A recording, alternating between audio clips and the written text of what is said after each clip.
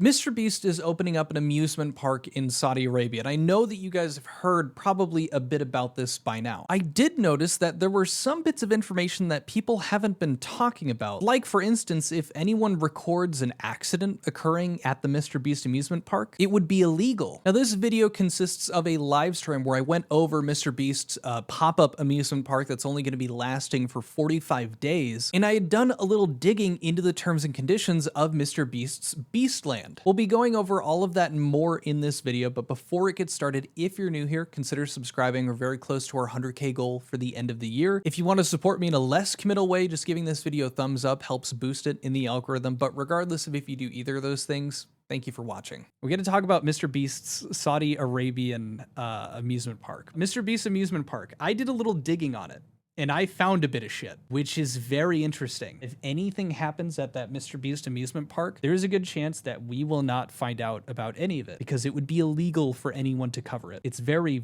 very interesting. MrBeast Holds My Beer Riyadh Comedy Festival with Saudi Arabian theme park pop-up. Donaldson has invited fans to head out to Riyadh to participate in Beastland, his new temporary theme park. This is a temporary thing. This is not like an amusement park that's sticking around. It's only going to be there for a couple of weeks. Great news for anyone who's ever wanted to have their view of human rights abuses obscured by a roller coaster designed under the auspices of a guy who blends the vibes of Labrador Retriever with that weird little tricycle puppet from Saw.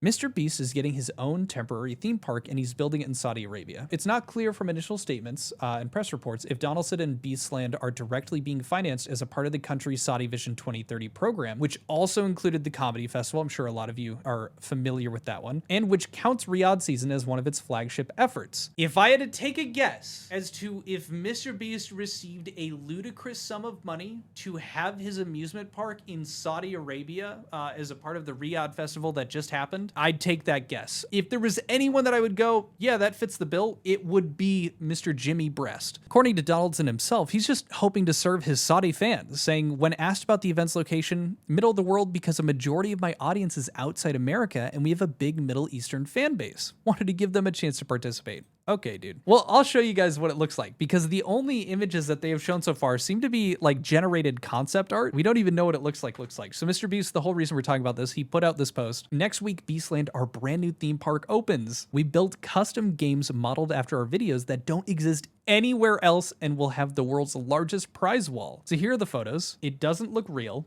I'm led to believe these are just concept mock-ups. You can see people walking into it. There's the images for it here. Oh, how sick is this? There's no light anywhere. For example, this game called Tower Siege, where you load balls into real catapults and have to land them in these giant 60-foot tubes for points. Ooh, wowee. Drop Zone is also exciting. 6 people are standing on trap doors. A button lights up in front of each player, and whoever presses it last gets dropped.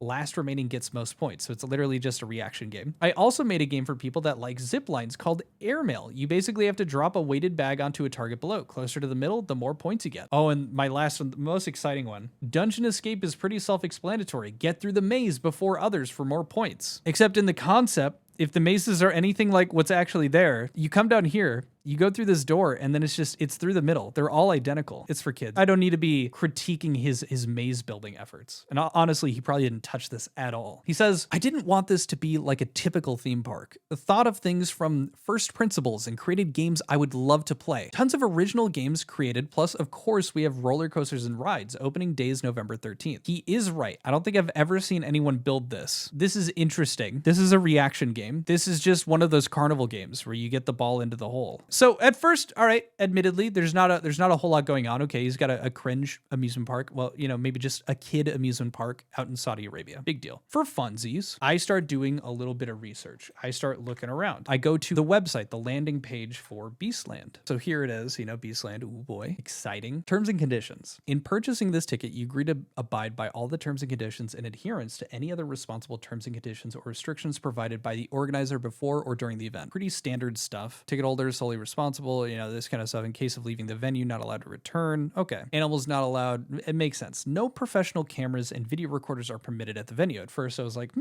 maybe that's a bit weird, but you know, in retrospect, maybe he doesn't want people there that have, you know, full on camera equipment. Maybe they're shooting stuff. At least it doesn't seem like they're saying no phones. And pretty much everyone's phone works as a camera. The ticket holder consents to photographs, videos, audio recordings of ticket holder to be captured and used in printed and electronic media, including the internet, as an attendee at the venue. In the event that anything happens to you, whether you have a good time or an absolutely horrific time, it doesn't matter. You can be clip farmed, essentially. The organizer accepts no liability for bodily injury, illness, or death of any visitor, including ticket holder, and or loss or damage to personal effects arising out of or in connection with the event. Every company does this. I checked Saudi Arabian law. It's the exact same where, yes, those things are meant for like if someone trips and falls, or it's kind of like they had an incident themselves. Like if a ride failed to operate properly and that ended up killing somebody, they would still be like held liable for that. And then towards the bottom here, number 20, adherence to the rules of public taste in line with the culture, values, and traditions of the Kingdom of Saudi Arabia. Now that one was the interesting one for me. That sounded very vague. Like, okay, the public taste in Saudi Arabia, what does that even mean? Why do we have to be in compliance with that? Well, it actually exists as described. Let me show you guys. So we're going to get into a bit more about Saudi Arabia and how free it isn't. This is 20 violations of the public taste regulations in Saudi Arabia. They have these as like actual policy. Since its inception, the Kingdom of Saudi Arabia has been keen to preserve the customs, traditions, and values of which the Saudi citizen was raised and prevent all forms of infringement and mockery of religious and national symbols. With the issuance of the public taste preservation regulations, the kingdom affirms the prohibition or infringement tampering with these values. Let's take a look at what that means. Like, where do these laws apply? So it's just like everywhere outdoors public. Here's the list. Some that are a bit strange, like these are all prohibited. So wearing underwear and nightgowns prohibited around these public places. I'm assuming underwear, they're meaning if you were only wearing underwear. Probably not if you're just wearing underwear in general. I don't think they're forcing everyone to go commando. They do have some pretty based public taste laws. Anyone who uses seats and facilities for the elderly and people with disabilities will be punished with a fine. There is also anyone who crosses waiting lines in public places will be punished with a fine. And then we get these. Anyone who commits indecent behavior that includes sexual connotations will be punished with a fine. Anyone who plays music during the call to prayer and prayer times will be punished with a fine of this much and will be doubled. By the way, 1,000 Saudi riyals, that is like $230, like roughly around there. Anyone who films people without their permission or films criminal or traffic accidents without obtaining permission shall be punished with a fine of 1,000 Saudi riyals, or $200, and forced to cancel and delete the photos, and the fine in the event of repetition shall be doubled to about $500 then. That's interesting. Number one issue, anyone who films without permission, okay, you get fined. If you film a criminal or traffic violation, it's weird that they specify that, right? There are instances of that happening. I found an incident, graphic video of Medina car crash enrages Saudi Arabian social media. Saudi Twitter launched a hashtag getting this dude arrested because he filmed a video of injured victims of a horrific bloody traffic accident on the way to Medina City. So the way they're describing it, the way that it's being framed in this news article, it sounds like they don't want someone to record like gore, like record footage of the victims. You know, the issue that you can kind of see that might arise is they cover traffic accidents or criminal like accidents. What if there's an issue with one of the rides? What if somebody here is recording a video of their child, which already they'd be breaking the law here. They could be getting fined for recording their child on a park ride. What if that ride breaks down? Not only would they be punished,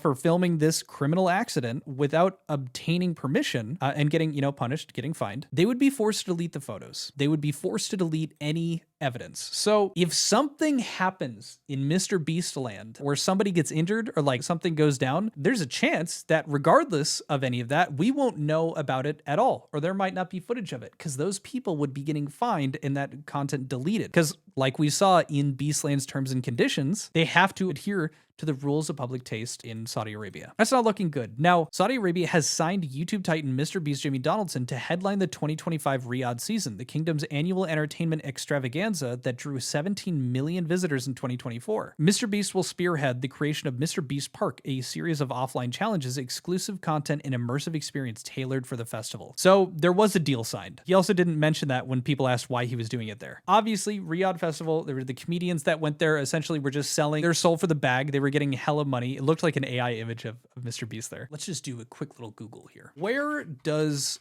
Saudi Arabia rank in human rights? This is from freedomhouse.org. Saudi Arabia ranks 9 out of 100. and 25 out of 100 for internet freedom. Political rights, 1 out of 40. Civil liberties, 8 out of 60. I don't know about you guys, those are pretty low numbers. Saudi Arabia's absolute monarchy restricts almost all political rights and civil liberties. No officials at the national level are elected. The regime relies on pervasive surveillance, the criminalization of dissent, appeals to sectarianism and ethnicity, and public spending supported by oil revenues to maintain power. Women and members of religious minority groups face extensive discrimination in law and in practice. Working conditions for the large expatriate labor force are often exploitative. They're not doing the best. Now, there's a couple of things in tandem with that I kind of wanted to talk about, specifically the women's rights thing. In 2023, it was ranked by Freedom House as the world's most authoritarian regime. The World Economic Forum, in regard to the gender gap, they ranked 149 countries here. The World Economic Forum, in its Global Gender Gap Report in 2018, ranked Saudi Arabia 141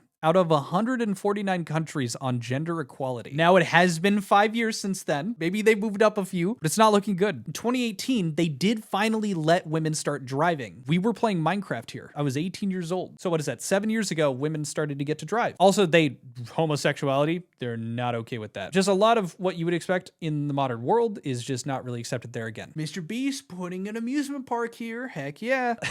Also, Saudi Arabia is kind of known for their labor force and the fact that most of them are kind of slaves. And when I say kind of, there was a really good video that was done about this that ended up getting pushed back. It's so crazy that this is getting brought up right now because it comes from August the Duck. He's talking about Whistling Diesel because Whistling Diesel, he loves Dubai, and he makes this comment on a video. Especially somebody with a large platform on the internet talks negatively about Dubai, you best believe that Cody's going to come running to Dubai's defense. And that's exactly what happened with a recent video that a YouTuber named Ben of the Week made. He made a video where he went to Dubai with the intention of sort of exposing the side of Dubai that social media doesn't really show you. The extreme wealth disparities, entire economies being held up by forced labor, and just all of the horrific things that I'm sure you've heard about Dubai in passing. If you've never heard about those things, I'd really recommend you go give that video a watch. Even if you have heard about them, I'd still recommend you go watch it. But in that video, Ben talks about a very prominent issue in Dubai where people from other countries go to Dubai to work, usually kind of under false pretenses. They're exposed to horrible living conditions, their passports are taken away, and when all is said and done, they are essentially enslaved. They're working terrible hours in terrible conditions, and they don't really have an option to quit because they can't leave. They lose their passport and they can't really leave, and then they're doing these jobs that they had originally came with to do, like on a promise of completely different, working conditions, etc. It's practically slave labor. A lot of people have covered this, not even just Ben. I'll put his video link down in the description. More than that, it hasn't just been them talking about this. This is another article. This came out in 2024. 21,000 killed working on Saudi mega projects during construction. Thousands of workers have reportedly been killed or have gone missing during the construction of several mega projects in Saudi Arabia. Around 21,000 foreign workers have died, and 100,000 more have gone missing since 2017. 100,000 working on several projects as part of Saudi Arabia's Vision 2030 initiative, according to an ITV documentary. The report found that migrant workers brought to Saudi Arabia from India, Bangladesh, and Nepal were repeatedly killed in work accidents or by poor conditions at the construction sites across the country. Workers described their treatment as trapped slaves and beggars, with several violations of work safety regulations reported. Around 100,000 migrants have been reported missing since the construction projects first began 8 years ago, leading to serious human rights investigations in Saudi Arabia. Nepal's Foreign Employment Board, which manages the well-being of Nepalese workers abroad, has reported that the deaths of over 650 Nepalese migrants to Saudi Arabia remain unexplained. In one of the worst cases in the documentary, a Nepalese worker identified as Raju, I can't do that properly, called friends and family for help, saying, "Please rescue me," before being found dead in his room after reportedly being told he could leave if he paid a fine equal to 5 months' salary. They're not doing well. Saudi Arabia, not in a good place. Doesn't look good. I think it's been pretty well established that they're not a place that you want to put on a pedestal. And yes, they have a ton of oil money, and they are definitely buying out, what we're seeing with instances with like the comedy festival where, Bill Burr, Dave Chappelle, Kevin Hart, all these huge names took the Saudi bag, went out, performed. Even Chappelle was being quoted as like, you have more freedom to speak about things, or it's better, safer to talk about things in Saudi Arabia than it is in the US, when they're killing journalists in Saudi Arabia.